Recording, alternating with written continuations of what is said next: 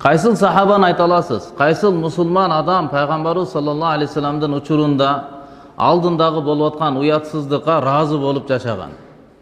Кайсыл мусулман ошонун алдында бир зулумдук болуп атса, Алланын өкүмү тебеленип жаткан болсо, кайсыл сахаба ушуга ыраазы болуп жашаганда? Бири дагы сурабастан, бирок ушул ишти, даватты жашоонун максаты кылып туруп, жакшылыкка чакырып, жамандыктан кайтарууну жашоонун негизги максаты кылып туруп алар жашоо өткөзгөн.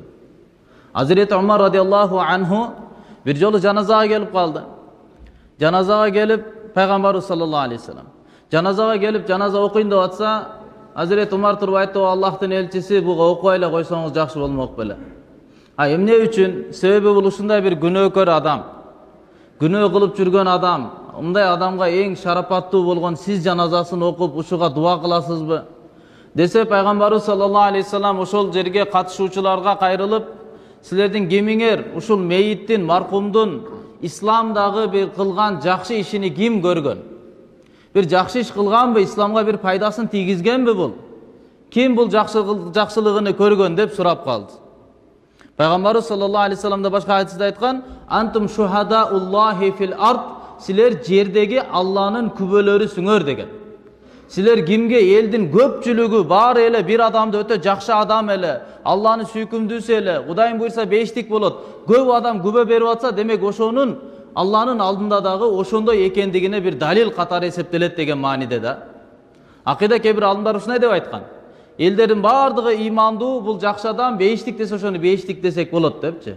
Бирок Ахлы сунна вал жамаат, көпчүлүк жумхур уламалар ушуга токтолгон. Кур'ан, хадис, кабарларда кимди бейиштик десе бейиштик дейбиз, кимди тозокко десе тозокко дейбиз, калгандардан Алланын мээри менен үмүткөр болобуз депчи. Кыскасы пайгамбарыбыз саллаллаху алейхи вассалам ошодон кайрылып сурап калды: "Ким исламда бир жакшылык кылган ишини көрдү беле буну?" Десе, бир сахаба туруп атат. Пайгамбарыбыз саллаллаху алейхи вассаламдын учурундагы мусулмандардын түшүнүгү кандай болгон? Алар исламдагы эң чоң амал деп кайсыл амалды түшүнгөн? Кайсыл ишти чоң иш, чоң жумуш, өтө олуттуу бир амал деп кайсыны түшүнгөн сахабалар? Пайгамбарыбыз сурады: "Исламдагы ким бунун бир амалыны, жакшы ишини көргөн?" десе, бир сахаба туруп ордуна туруп айтып атат: "О Аллахтын элчиси, мен бул адамдын, бул маркумдун Алла жолундагы жүргөн, динди жайылтамын, Алланын келимеси бийик болсун деп чыккан жамааттын жүктөрүнү, төшөнчүлөрүнү бир түн кайтарып койгонуну көргөн элем" дейт да. Бир түн кайтарып койгонуну көргөнмүн. Өзү ал жолго чыккан эмес, ал максатта кадам көтөргөн эмес, бирок ошол максатта динге кызмат кылам деп жүргөн адамдардын жүгүнү бир түн кайтарып койгон бул Аллахтын элчиси деп атат. Сахабалар 5 мал намаз окубай койсун, мүмкүн эмес. Себеби ал учурда мунафыктар, эки жүздүүлүгү ачык болгон мунафыктар дагы 5 мал намаз окуйт эле, ораза кармайт эле. Бул ачык эле. Эң жакшы исламдагы амалы кайсыл десе, сахабага ушундай түшүнүк келип атат: Алланын жолундагы жүргөн адамдардын жүгүнү кайтарган дегенде чоң далил кылып пайгамбарыбызга айтып атат да. Буну уккандан кийин пайгамбарыбыз саллаллаху алейхи вассалам эч ким менен сүйлөшпөстөн, өзү жаназасын окуп, өзүнүн берекели колу менен кабырга коюп, "Сенин жолдошторуң айтып атат сени тозокко деп, мен күбөлүк берем, сен бейишке киресиң" деп атат. Яни сахабалардын түшүнүгүнү билсек болот да, алар жашоонун максатын эмне деп түшүнгөн? Жашоодо биздин максатыбыз намаз окуп коюп, ораза кармап коюп, адал рызкы табып коюп, өзүм менен өзүм, башкасы эч ким мага тийишпесе экен деп эле жүрө беришпи? Же сахабалар өзүнүн жашоосунун максаты бүткүл элге пайда жеткирүү максатында жашаганбы? Канткенде бүткүл инсаният бактылуу болуп жашайт. Ар бир адам Алланы таанып жашайт. Эмне үчүн сахабалар сураган эмес? Эмне үчүн бир дагы сахаба дават ишин, диндин мээнетин, жакшылыкка чакырып, жамандыктан кайтарууну таштаган эмес? Каякта болбосун ушул ишти кылган. Себеби уламалар айтат, бул даватты түшүнүү, бул фитрат дейт, бул адам табиятынан эле түшүнөт дейт. Мисалы бир адам ишенсе, ага ушундай илим келди да, от күйгүзөт деген илим келди. От күйгүзөт, отко түшкөн күйөт экен деген маалымат алды, ушундай илимге жетти. Анан бир жерде от күйүп атат.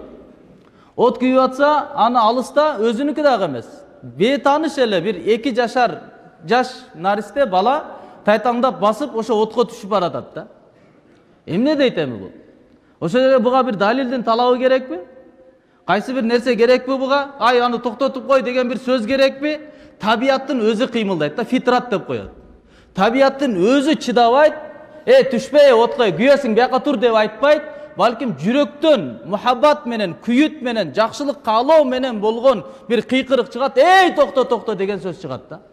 Эмне үчүн бул? Адамдын табияты ошондой курулган. Адамдын мүнөзү ошондой, адам бирөөнү кыйрап жатканын карап тура албайт.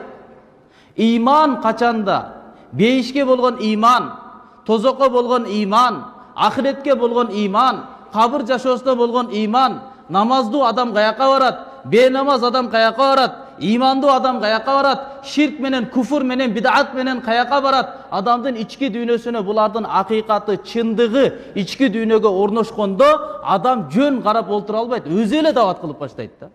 Өзү эле айтып баштайт, туугандарды тойго барды, жөн отура албайт. Уну менен сүйлөшөт, ай тууганым, Алла деп жашайлы, намаз окуйлу, адилеттүү жашайлы, таза жашайлы. Базарда жүрөт, ал өзүнчө эле сүйлөп баштайт. Каякта жүрбөсүн, ал адамдарды көрүп, ал ички дүйнөсү өзү козгойт. Ай, буга буну айтып коеюнчу, себеби көрүп турат ал каяка баратканын. Ошол амалы менен, ошол амалсыздыгы менен, күнөөсү менен ал адамдын акыбети эмне болор экендигин билет, анын табияты эле кыймылдап баштайт да. Ошондон уламалар айтат, бул жакшылыкка чакырып, жамандыктан кайтаруу милдет экендигин адам өз табияты менен эле түшүнүп алат дейт. Yani iman çındап эле келген болсо, анда адам дароо эле ушул ишти кылып баштайт. Ал каякта болбосун, жакшылыкка чакырып баштайт. Жамандыктан кайтарып баштайт. Алла субханаху ва таала, урматтуу туугандарым, сиз менен бизди бир кыска жашоого жаратып, ушул жашоонун ичинде Алла ар бирибизге 3 жоопкерчилик берген.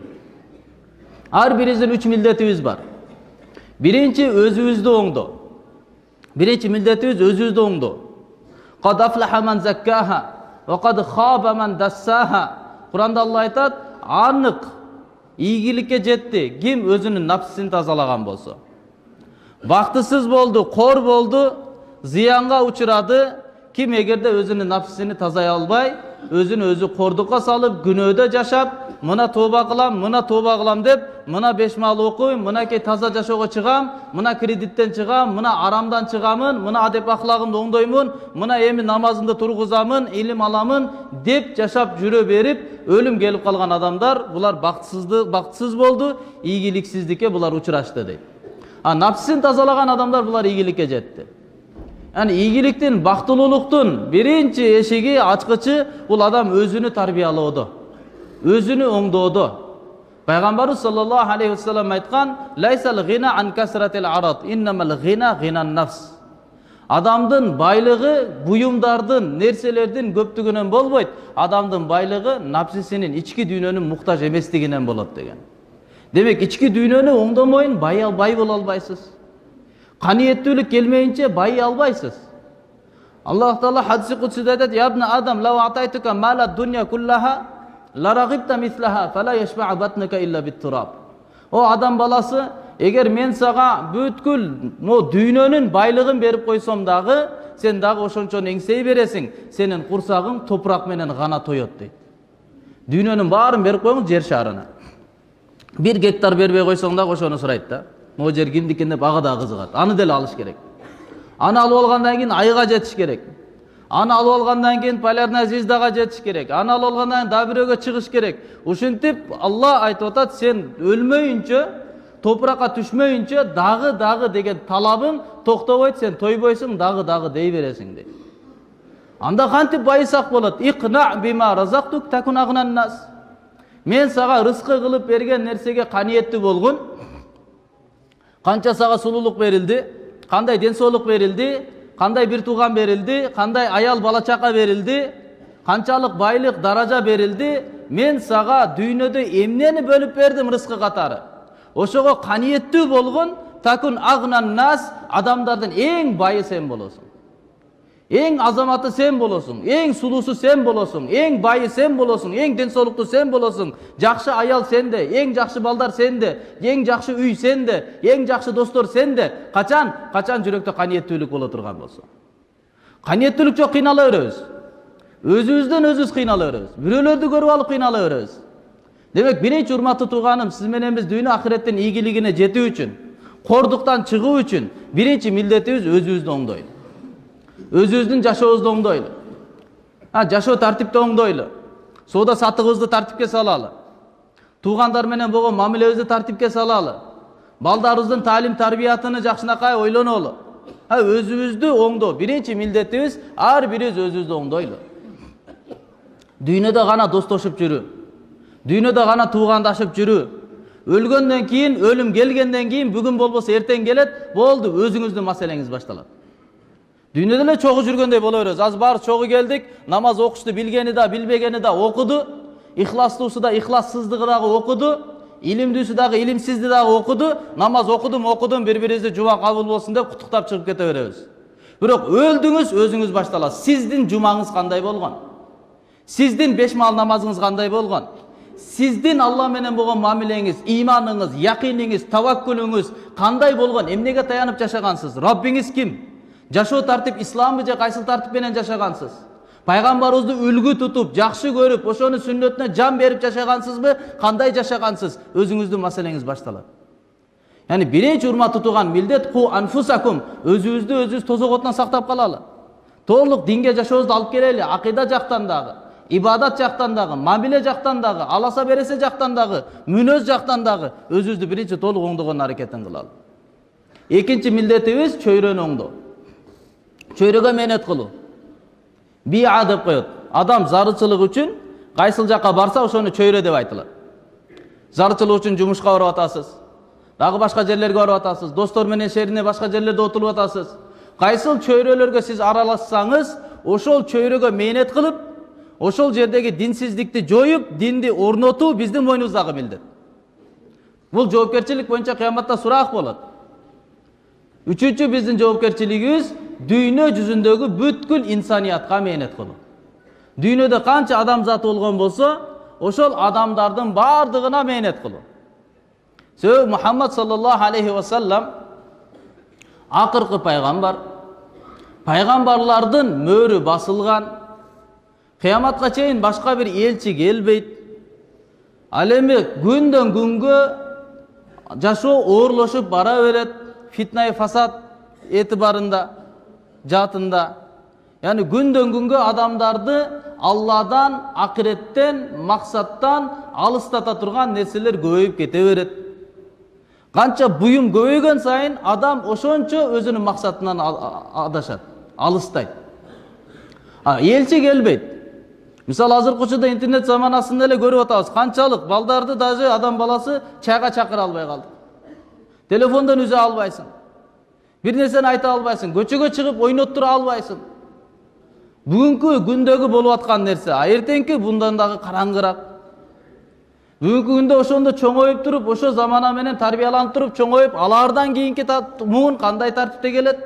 Кыскасы урматтуу тууганым, күндөн күнгө туңгуюк, бирок элчи келбейт, пайгамбар келбейт. Ким келип айтат аларга? Ким келип эскертет? Биз өзүбүз менен өзүбүз жүрө берсек. Жумушум, анан менин үй бүлөм, анан менин бала чакам, анан акчам бар, анан тигим бар эле, кредитим бар эле деп өзүбүз менен өзүбүз эле жүрө берсек. Бирөөлөргө бир жакшылык насаатты айтпасак, жакшылыкка чакырып жамандыктан кайтарууну максат катары кылбасак, туугандар, биз менен Мухаммад саллаллаху алейхи ва салламдын үммөтү менен мурдакы пайгамбарлардын үммөтүнүн айырмасы өтө чоң. Мурдакы пайгамбарлар Муса, Ибрахим, Иса алейхимуссалам, бул пайгамбарлардын коомдору пайгамбарларга ишенип, алар алып келген ислам шариаты менен жашаса гана дүйнө жана акыреттин толук бактылуулугуна аларга жетиштүү болчу. Башка жоопкерчилик жок эле. Ал эми Мухаммад саллаллаху алейхи ва салламдын үммөтү сиз менен биз өзүбүз ишенимди оңдош керекпиз, өзүбүз толук дин менен жашаш керекпиз, жана жашообуздун максаты катары тутунуп туруп, динге кызмат кылыш керекпиз, жакшылыкка чакырып, жамандыктан кайтарыш керекпиз. Мунсуз толук сиз менен биздин ийгилигибиз болбойт, кутулуубуз болбойт мунсуз. Жашоону максаты кылып, жоопкерчиликти сезип. Мисалы бир адам жоопкерчилик сезсе кандай иштейт? Канча мээнет кылдыңыз, аракет кылдыңыз, чуркадыңыз, контейнериңиз чоңойду, оборот чоңойду, товарлар көбөйдү, цехтерди ага байланыштуу толтура, цехтерди ачтыңыз. Бир күн эрте менен келсеңиз эле ошо контейнериңиз күйүп, цехиңиз бардыгы өрттөнүп атат да. Адамга күйүт келеби, келбейби? Же барып алып кояй, байнега барып туруп, мончого барып бираз эс алып келейин деп алып туруп, эмне саунага кетип калабы. Уйку качат, кызыкчылык качат, курсак ачпайт, тамактын рахаты качат, бала чака баардык нерсени унутат. Эмне өрттөнүп атат. Канча мээнет кылса, ошол мээнетинин натыйжасы өрттөнүп атат. Адамдын күйүт келет. Рахаты качат, тынчы качат. Ошондой эле туугандарым, пайгамбарлар элдерге мээнет кылган. Болгон жөндөмдү, байлыкты, убакытты, илимди, алар баардык баалуулугун элдерге сарптаган. Элге сарптап атат, эл болбой эле тозокко кетип атат, күйүп атат, алар жата алган эмес. Алар уктай алган эмес. Алар жыргай алган эмес. Бирок динди түшүндүрүүгө милдеттүү болгон адамдар эле динди үйрөтүшүн жылмайып жүрөт эле. Динди үйрөтүшүн жакшылык жамандыкка катташат эле. Бирок ички дүйнөдө алардыкы кол жаргылчактагы тегирмендеги чыккан үндөй ичинен болгон күйүттүн үнү күркүрөп ичинен чыгып турат эле. Намазга турганда ыйын баскандык себептен пайгамбарыбыз саллаллаху алейхи ва саллам ушу жаргылчактай кол тегирмениндей үн чыгып турат эле ички дүйнөсүнөн дейт. Үрүлдөп ыйыны кайра баскандыктан. Yani урматтуу тууганым, сиз менен биз жоопкерчиликтүүлүк менен ушул ишти кылыш керекпиз да. Бир бар адам соопту көздөп кыймылдайт. Бир бар адам жоопкерчиликти сезип кыймылдайт. Бирөө келип сизге айтты: "Жүр досум, мага шерик болуп барчы. КамАЗды ичинде жүк бар, Ошко жеткириш керек болуп атат. Мен сага барып келгениңе 20 000 берейин. Мага шерик болуп барып кел." Макул дедиңиз, шерик болуп кошулуп алдыңыз. Кетип ата суу самырга жеткенде, кычыраган кыштын мезгилинде ошо КамАЗ бузулуп калды. Түшүп алып, КамАЗдын айдоочусу түшүп алып, карга жатып алып, темирди кармап алып, ошол жерде оңдоп атат, үшүбөйт да. Ал эми сиз кабинада отурасыз. Ай, тиги күлүштү берчи десе, секирип түшөсүз, күлүштү берип коесуз, үшүп кетесиз, кайра кабинага кирип, кондиционерди күлчат этип алып, аны жандырып алып туруп ошо менен жылынасыз. Кайра тигини берчи десе түшүп коесуз. Акыбал бир келди, бирок мамиле эки түрдүү болуп атат. Эмне үчүн? Себеби айдоочу максат кылган. Эмне болсо дагы мен бул машинени алып барамын, КамАЗды Ошко айдап барамын, товарды жеткиремин, мен кайтып алып келемин деген максаты бар, анын жоопкерчилиги бар. Ал эми шерик болуп чыккан адам ал пайданы көздөп гана чыккан. Пайда алса болду, башка нерсе аны кызыктырбайт да. Ошондой эле урматтуу тууганым, жакшылыкка чакырсаңыз, сообу өтө көп, бирок соопту көздөп кылган башка, жоопкерчилик деп кылган башка да. Бул үммөткө жоопкерчилик берилген. Мурдакы үммөттөргө сооп гана айтылган, ушундай кылсаңар жакшы болот деп. Жакшылыкка чакырсаңар сооп аласыңар деген. Ал эми сиз менен бизге Алла бул жоопкерчиликти мойнубузга жүктөгөн. Эркекпизби, аялбызбы? Ибн Кайым рахматуллахи айтат эле: "Ла яджибу айякуна лиддаи алиман, бал алейхи ай я'лама ма якул." Даватчыга дейт, динге чакырып аткан адамга, жакшылыкка үгүттөп аткан адамга алым болушу, молдеке болушу, муфти болушу ага милдет эмес дейт. Молдо бол, толук бил, анан кийин дават кыл. Андай эмес. Бал алейхи ай я'лама ма якул, балким анын мойнундагы жоопкерчилик айтып жаткан сөзүнү билсин. Ушул айткан сөзүңүз барбы жокпу? Сиз толук дин боюнча фатва берип аткан жоксуз. Алым болушуңуз шарт болгудай. Сиз жакшылыкка чакырып атасыз, адам бенамаз жүрөт, намазга чакырып атасыз. Намаз барбы динде? Бар. Алланы тааныбай, Алланы эстебей, Алла менен эсептешпей, асмандан түшүп калгандай эле өзүнчө жүрөт. Бир жакшылык келсе эки рекет шүгүр намаз окуп коюшту билбейт. Кыйынчылык келсе эки рекет кажат намаз окуп, Алладан бир муктаждык сурап коюшту билбейт. Өзүнөн өзү Кудайдай эле жашап жүрөт. Ошондой адамды Аллага чакырып атасыз. Алла сени жараткан.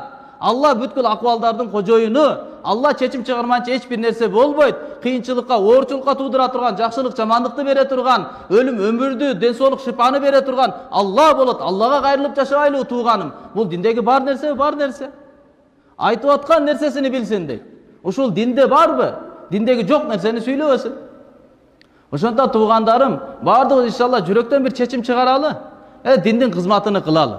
Алла канча байлык берип атат. Канча жашоо берип атат. Эми биз дагы өзүбүздү Аллага берели да. Алла берди го, ден соолукту ким берди? Көзүбүздү ким берди? Бала чаканы ким берди? Ушундай тынч замананы ким жаратып берди? Ошончо байлыкты, жумушубуздан ийгиликтерди ким жаратып берип атат? Алла берип аткандан кийин Аллага да беришти үйрөнөлү. Сурайбыз, Алла берет. Сурайбыз, Алла берет. Сурайбыз, Алла берет. Сурайбыз, Алла наразы болот. Эмне үчүн? Бере беремби? Сен да беришти үйрөнбөйсүңбү? Берип атам го ден соолукту. Берип атам го байлыкты. Берип атам го мына илимди, канчалык мечиттерди ачып салдым, канча уламаларды көбөйтүп салдым. Ушунча нерсени ал мына элге жайылтпайсыңбы? Өзүң деле сараңдык кылып жүрө бересиңби? Бир балаңа айтканы жарабасаң, бир досторуңа айтканы жарабасаң, бир кошунаңа айтканы жарабасаң, каякта исламдын кайраты? Исламдын духу кайда калды анда? Акыйкатты айтсаңыз тилиңизди бирөө жулуп ала турган чөйрө замана болуп атабы? Айтыңыз чындыкты, машалла. Учурлар болгон адам иманды айта албайт эле, ла иляха иллаллахны айта албайт эле. Биздин заман эмес, пайгамбардын учурунда да ошондой учурлар болгон. Бирок ошондой болсо дагы Абу Зар радиаллаху анху исламды кабыл кылып алып, "О Аллахтын элчиси, рухсат бериңиз."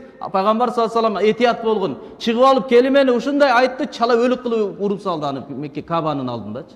Абу Бакр радиаллаху анху ушундай деңгээлде урду, алып келгенде сахабалар айтат, анын чачыны кармасак, ушундай сокку жей бергендиктен дене ишип кеткендиктен чат жөн эле түшө турган болуп калыптыр дейт. Ушунчалык иманды жайылтайын деп, акыйкат сөздү элге айтайын деп, ошончолук тоскоол болсо дагы, бирок милдетти, жоопкерчиликти сезген мусулмандар бул милдетин аткарганда туугандар. Ошондуктан келиңиздер иншалла, өзүбүзгө мээнет кылалы, чөйрөбүзгө мээнет кылалы.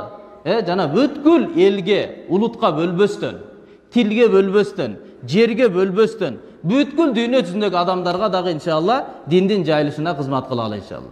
Акыркы сөздү ушу менен аяктайлы. Караңыздар, уламалар айткан, эгерде ким динге кызмат кылып атамын деп, бирок ошол динге болгон кызматынын натыйжасында Аус менен Хазрач сыяктуу болгон эки уруу пайгамбардын учурунда бири-бири менен 200 жылдап бири-бирине касташып кан төккөн уруулар болгон. Ошол уруулардын ортосунда кандай биримдикти, ынтымакты пайда кылгандай мээнети аркылуу бүткүл үммөттүн ортосунда биримдикти пайда кыла албаса, анда ал Мухаммад пайгамбарыбыздын жолунан башка манхажда, башка жолдо ал мээнет кылып атыптыр дейт. Ал пайгамбардын жолунда эмес экен дейт. Yani ушундай сиз мээнет кылып атасыз, биз кыргызбыз, салтыбыз бир, тигибиз бир, динибиз бир, келгиле деп баардык калпакчандарды кийгизип бириктирип койдуңуз, ал жака башка допучандар кошула алган жок ал сапкачы. Демек бул пайгамбарыбыздын ыкмасынан башка ыкма бул дейт. Пайгамбарыбыздын мээнетинин ыкмасы бүткүл улутту, бүткүл элди бир кыблага, бир сапка чогултуу болчу. Бүткүл үммөттү бириктире турган деңгээлде мээнет кылыш керекпиз. Биздин байлыгыбыз, биздин жөндөмүбүз бүткүл дүйнө жүзүндөгү адамдардын пайдасына иштей турган болсун. Ортодо бөлүштүрүү болбосун. Пайгамбарыбыз саллаллаху алейхи вассаламдын мээнетинин, кан төккөнүнүн, канча ыйлаганынын, мээнетинин тамырына балта чабуу элдердин арасындагы бөлүштүрүүнү пайда кылуу. Пайгамбарыбыз саллаллаху алейхи вассалам бүткүл үммөттү бириктириш үчүн келген.